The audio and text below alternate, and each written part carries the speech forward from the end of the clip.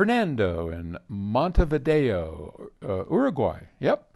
Since high sensitivity loudspeakers need less powerful amplifiers to drive them, why do manufacturers build low sensitivity loudspeakers that require more powerful amplifiers? Do low sensitivity loudspeakers sound better than high sensitivity ones? Well, that's a can of worms, because that certainly is an opinion, and a lot of people do.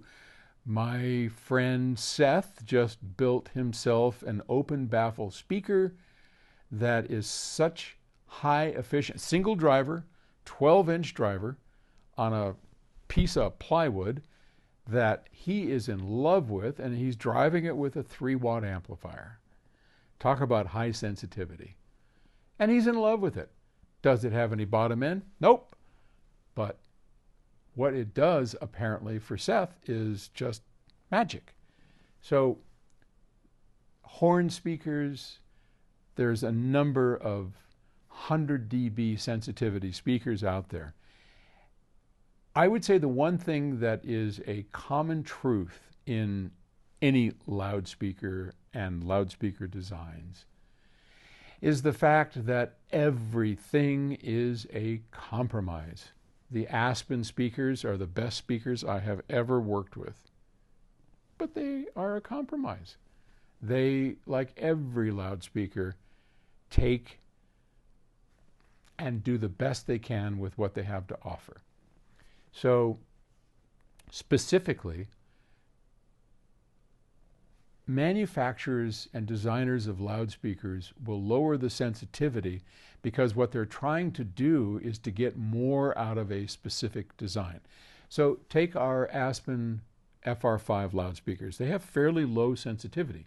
I think they're like 85 dB. That means that for 1 watt in, you're going to get 85 dB out, where with Seth's efficient speakers, 1 watt in, you'll get 100 dB out. That's a lot of difference. One's very loud, 85 dB is not that loud. So you need more power. Why did Chris do that? Well, because by taking the efficiency down, he was able to channel power into that woofer and create some of the best bass I have ever heard out of a small speaker. He did that by taking the tweeter and the mid-range, all that down to the level of this woofer that inside that box takes some power to crank it out. But having said that, you listen to this and you are going to have your jaw drop. It's like, bass? Where's this bass coming from? I mean, it's a 6.5-inch woofer. And yet, you know, well, this passive radiator on the back, it's got all kinds of good stuff, but it's lower sensitivity.